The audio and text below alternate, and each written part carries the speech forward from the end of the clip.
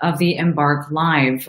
Today we're going to be talking about growing your team. And what's so exciting about growing your team and making sure you can capacity build properly is it gives you really the opportunity, guys, to be able to hire and grow based on not just where you see your business going in terms of where your future projections are, but also in terms of how you can build around basic skill sets and then also be able to exercise your own leadership qualities. Now, one of the things that I actually find to be the most challenging are that a lot of entrepreneurs and business owners really fail across principles of leadership. And when it comes to growing your team, it's not just about how can you hire a bunch of people. You can hire the most brilliant and amazing people, but without the right leadership strategies, it kind of doesn't matter, right? It's one of those things where you can, someone could hire me, for example, to help them with a brand or a product launch. But if they don't have the leadership or the ability to harness and work with that talent, then actually, guys, there's no point in hiring and working with some of the best people in the industry. And so when you're starting to look at how to grow your team, what I really want you to be focusing on are, number one, kind of what your core skill sets are. So what are the things that are actually super important for you? Meaning these are the things that you are really good at. These are the things that you want to get better at doing. And these are ultimately the places in the world that you're going to be able to exercise that. So when you think about what you love to do and what you're great at, those need to go down on a list of core competencies. Now, in addition to that list, you also want to be taking a look at things like what are the pain points that you have in your business. Now, one of the second most difficult things that entrepreneurs do is they have a hard time delegating and a hard time being able to hand over responsibilities. Boy, if you do not hand over your responsibilities and delegate, you're never going to grow your business. And there's nothing worse than not being able to step into those leadership capacities and to get paralyzed by them. So all of you guys out there who are wondering, should you be starting a business? My question is, that's like, do you actually want to be a leader of that business, or do you just want to be a designer, or do you just want to be the CFO, right? Do you actually want to lead the charge, or do you want to have a particular function within the business? If you plan on having any sort of personnel report into you, then you're going to have to learn leadership skills. If you plan on running autonomously, then you really don't need to, right? Because you're just running and working on your own. And certainly, guys, there are some industries out there where you can run autonomously and not really have to exhibit much managerial leadership. Some of those roles would be like a sales executive, for example. You can be very lucrative at sales and just operate on your own without needing to have other people underneath you. It's when you want to grow something or when you want it to expand and get some breadth in it, that then you actually have to ask yourself, how can I best equip my team? And also, what are my strengths and core competencies? And how do I actually build something that's going to lean into that? So, no one's born a great leader. Those types of skills have to be learned, and there are a lot of different places that you can learn them. There's certainly executive coaches, books out there, and lots of other great kinds of resources to help you when it comes to leadership. So once you've identified kind of how you are as a leader, what kind of organization you want to be building, what are the core values, what's the mission of the business, then it's time to start looking for those key hires. Now, in the beginning, chances are you're hiring just one person who's going to be a jack of all trades or a Jill of all trades, and they'll be doing everything for your business, meaning they're likely answering phone calls, maybe helping you keep your expenses organized, maybe also reaching out to vendors. Like, this person might be a jack of all or Jill of all trades. But as you kind of look to grow that, you quickly will move out of that need to be able to look at things like, you'll move out of that need of just having a generalist as an assistant, and you'll move into that need of having more specialized help. So what does that mean? Well, if I have someone who's a specialist, it means that while they might be able to do lots of other things, and while they might be able to be supportive, across a number of things, they actually should be focused on the primary thing that they're very, very good at because they're a specialist. So when do you become kind of a specialist? Well, usually at about like 5 to 10 years into your career, right? You're like, okay, this is my lane. This is the path. This is the thing I'm a specialist in. Doesn't mean you can't pivot, learn, and grow other areas, but it means that if you're being hired to do a specific function, you have some mastery around that function. When it comes to things, like leveraging and using talent like that in an organization, your specialist is best at doing the things that they are great at, which means if you're going to hire someone who's going to come in who says, I'm a specialist in, let's say, buying, right? Yeah, maybe they understand marketing, maybe they understand that, but their specialization is in buying.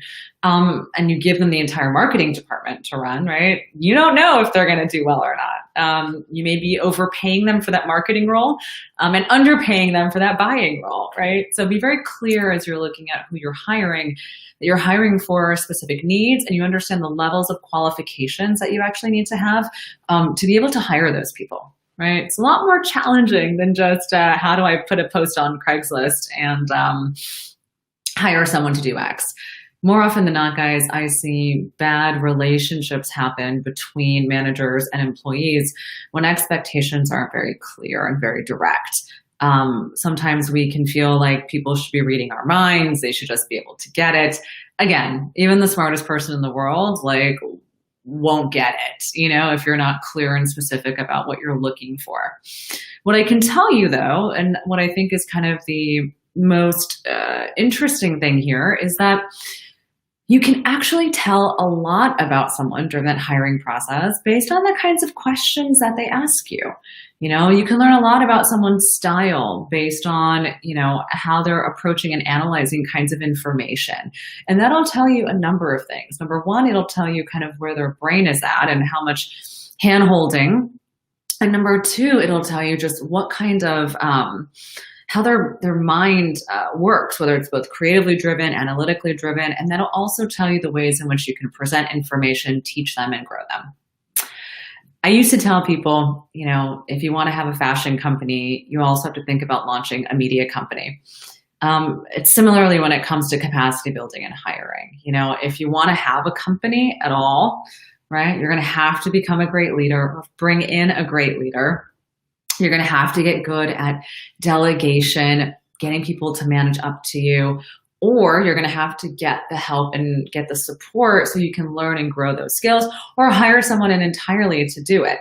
It's not often, guys, that we see owners and founders stepping away from the CEO role and stepping away from that C-suite role. You can always maintain a seat on the board. You can always maintain, the final say in things. But you don't have to rack your brain with trying to be everything to your company that you're not. Bringing on the best people and getting that support, I always think is the best way to do it. Now, for many of you guys out there who maybe have a company of 1 or 2 people, when it comes to growing your team, again, you're going to be doing that growth really from the pain points. You're going to say, these are all the things that I'm doing and I don't want to do them anymore. So who am I going to hire to be able to support me with that? That's a very valid way to go about hiring in the beginning, right? You kind of hire out things based on need. Now, as you kind of move further along, those needs change. And so one of the things you'll get good at in the beginning is firing. And so when you think about growing your team, you want to take the time to be able to find the right people. But if they're not working out, you want to let them go quickly. And when it comes to letting people go, you're going to want to figure out, by the time I let someone go, was it a problem that I had? Was it something that was on my end, or was it something on their end? Did I do everything that I could have done in order to make sure that this experience is a good experience for all of us, right? What do those experiences look like? And so sometimes it might be you have a lack of clear direction and leadership, and so you're unable to be able to really get them to perform. It might also be that they overpromised what their skill sets were and wanted to grow into them, and they aren't able to deliver the work. It might be a matter of time management or project management in order to make sure that things are clear in terms of when they're due. But if you walk out of a relationship with an employee without having learned something about yourself as a manager and as a leader, and also understanding for the next hire what you're looking for now, it has to be more refined. You can't just be hiring people and firing them and saying it's all their fault. It's just really not the case. So to make sure that you're actually getting the right kind of personnel and support, you're really going to want to make sure that every time you let someone go, it's very clear to you why you're letting them go. Make sure you jot down on a piece of paper maybe a few reasons as to some things that maybe you've learned from the experience, so how you're growing as a leader. But all of that, I think, is important. So when you think about growing your team, right, let's kind of go over some of the steps. It's like, who are you as a leader? What do you do? What are some of your pain points? How do we backfill those pain points? How do you create clarity? How do you create vision and direction and strategy for your business? And then how do you disseminate that? Also, when it comes to growing your team, a couple logistics things that are important to remember. Number one, we do a lot of contract hiring, and a lot of different states have implemented various different rules in order to make sure we're not taking advantage of freelancers. So do make sure that the person that you're hiring as a freelancer is actually a freelancer and they're working freelance hours, and maybe they have to have a business entity set up so that the tax issues don't become a burden or a problem. So do make sure that when you're looking at the organizational chart between full-time hires and part-time, or even freelance, that you're actually working with the right kinds of hires based on your budgets and your needs. What I've oftentimes seen are people who overuse contractors, when actually at the end of the day, if you overuse a contractor, you might have been better off actually just hiring someone full time. It might have actually saved you a lot more money. So make sure you use contractors when you need to, but obviously keep yourself open and keep speaking to your tax accountant and your bookkeeper about when might be a good time to transfer over that contractor or that contract role into something that's more full time. There are other things that you're likely not going to want to insource right away. So very rare do you have like an in-house marketing department, right? Very rarely do you have someone, in-house who's running sales, right? A lot of people will hire agencies, hire showrooms. And when it comes to working with external agencies, you still need to provide them with a lot of clarity. You still need to be able to tell them where the business is heading. The only difference is that you're not accountable for their performance on a day-to-day basis. You're accountable for their performance at the end of the month or based on that deliverable or that project. So you kind of get to hand off some of those responsibilities of management and of people when you do work with agencies and showrooms and things like that. At the same time, there are so many benefits to growing your team internally. So number one, if you do have a team or you're looking to grow an internal team, you can run faster, make decisions better, and be able to really be more agile when everyone's internal. It's also, if you hire the right talent and people, a tremendous cost-saving measure, right? You're able to get away without having to spend all that money for these different agencies, and you're actually able to kind of save that and take it internal and develop and grow people who are going to be with you for, let's say, at least 2 to 5 years.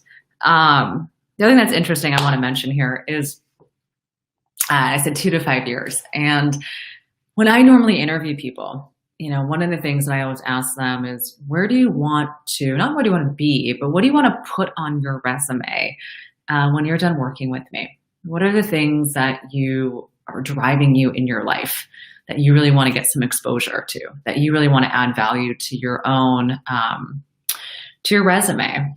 And I think at the end of the day, when you talk to someone and you treat them as if they're a peer, no matter if they are your assistant or the lowest level employee, treating someone like you're their peer gives them a sense of ownership and respect. That's very important. and also has them be very bought in to what the final result is, because they know that you see them as autonomous and someone who also has a future. I remember, and I think one of the reasons why I feel this way is because I remember when I was at Macy's and I got the job offer at Barney's, and I was like, oh my gosh, that's so exciting. And I'd only been at Macy's for a year. And I remember going into the HR department there, and the guy sat me down and he's like, why would you want to go to Barney's? You know, Macy's is, you know, heritage, and it's this and it's that, and kind of like almost shamed me for the opportunity that I had in front of me. And I remember telling him like you would also take this job. So like, I don't know. Like I was like, this makes no sense to me. And I've lost a lot of respect for you for trying to shame me out of not taking another job. You know, it's more, the question needs to be more like, how can I retain you if you want to retain somebody?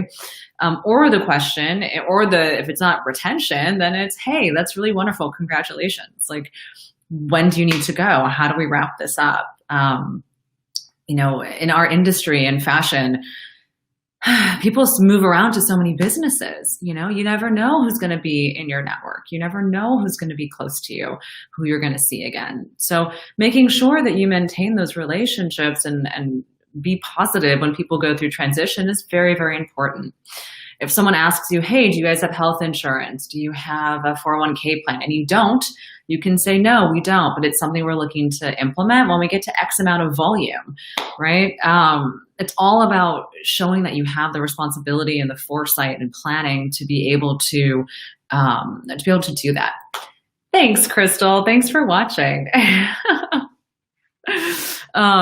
You know, a lot of these kinds of hiring practices and managerial skills can be found in a lot of books. I've certainly developed a lot along the roads just from, let's say, struggling up with a lot of it. I feel bad for some of my older employees because I was struggling through maybe more than I'm struggling through now. But the things that I, you know, struggle with today, even, you know, with managing a team is being able to take responsibility when things don't work. You know, at the end of the day, if someone made a mistake, as a leader, you have to take the responsibility for that. That's sometimes struggling for me when I want to be like, actually, like, you messed that up. But okay, as the CEO, it's my responsibility.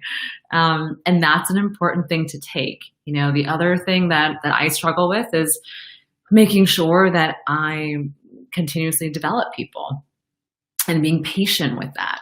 Right? Like, those are my struggles, being patient. I'll be like, why can't everyone just get it? Like, why do I have to repeat myself? And that's just my personality trait, right? Like, everyone has their own ways of relating to this stuff. But for me, I kind of want everyone to jump on board and get it fast. And I have to remind myself, like, okay, you know, how does this person learn? How does this person receive information? Like, how can I best support them in executing this idea? And the most incredible thing about investing in people is that not only do you invest in them to be able to take things off your plate, right, which allows you to do more stuff, but you're actually giving them the gift, right? And that's the gift of feeling accomplished, the gift of growing, the gift of being able to take and share that experience forward. And you get a bunch of shit taken off your plate so that you don't end up you know, working 14, 15 hours a day because you don't trust anyone to do it. If you want to grow a business, you're going to have to trust people. If you want to make any money in this industry, you're going to have to trust people. You cannot and will not succeed all on your own. And when I think about growing your team, I think about what it means to grow your community. You know, you want your employees to be able to tell you, like, the honest truth about a situation. You want them to be able to speak up to you. You want to be able to have open dialogue and conversation around how you're showing up for them as much as how they're showing up for you and for the business. It's a very intimate relationship, and generally speaking, more so intimate, really, because it's your baby that they're working on. So of course it's going to be more intimate. It's not as if you guys are all working at another company. It's your company. So it's very, very personal. All right, guys, I haven't seen any questions kind of popping up here. I'm hoping that it's either because you are so blown away with all the stuff to think about, and it's not because you guys are like, what the heck is she talking about? So I'm hoping it's because there's some resonance here with some of this stuff, and that you guys are able to see your teams as kind of a bigger macrocosm. All right, Joanne, let me just read this out. I am the foundation stages of starting my company. I have secured a utility patent. Congratulations. What are your thoughts on having people I hire or partner with sign NDAs? Is that norm within the fashion business? How do people normally react to that type of request? Specifically because I have an IP. Have you had this experience? Yes, I have had this experience. Look, NDAs are great to send out because I think that it has someone, you can send it out. Whether or not it's enforceable or if it means anything, it's you can send it out, and I think because you have a patent, that gives you some better justification. You can say, hey, we have a patent pending, or we have the patent. Can you sign an NDA? But I would be careful across which industries. So if you're talking to a marketing agency, do you need them to sign an NDA? Probably not, because they're not so intimately involved in the intricacies of your product. If you're hiring someone who's going to help you on gross margin planning and assortment planning and understanding your production and things like that, then yeah, you may want to have them sign an NDA because they're going to have some more intimacy. I can tell you one thing though, NDAs are really hard to enforce. So you can send them out, but might make you feel a little bit better, but not going to be able to do a whole lot unless you actually see someone infringe on that NDA, and then you can enforce it. But going to be hard to find that out. Okay, what do I think is the most important first hire? Okay, so when it comes to the most important first hire, it's the pain points, right? So when I talk about the pain points, I really mean like whatever you are struggling with the most in this moment should be the person you hire. So I'm not a designer, right? I'm a business person. If I wanted to launch a fashion brand, I'd probably hire a designer because I'm no good at that and I would need that. And that would be my biggest struggle. So you look at your struggles, right? Maybe you are the designer and you're trying to figure out marketing and sales. Okay, well, maybe you can kind of hodgepodge your way through some marketing, maybe. But sales, you're like, oh, I hate sales. I can't do it. I hate being friends with people I don't know, right? And so I might say, okay, well, in that case, maybe you need to hire a salesperson. So you really guys need to take a look at what are your biggest pain points? What are the things that you actually want to, you need to fix for yourself first, right? That I think is the most important. All right, guys, that is all from me. We have one question here. Eliana, hi, I'm just starting my company. What services does your company offer? Well, Eliana, you can find more about scaling retail on embark.live. We absolutely love being a content and a service provider through them. Scaling retail does offer tremendous consulting services across businesses that are launching and scaling new projects and ideas. We work with small to medium-sized companies internationally. We do everything from opening up retail stores towards designing experiential. We become the outsourced CEOs or CMOs for a lot of companies, and that's very exciting.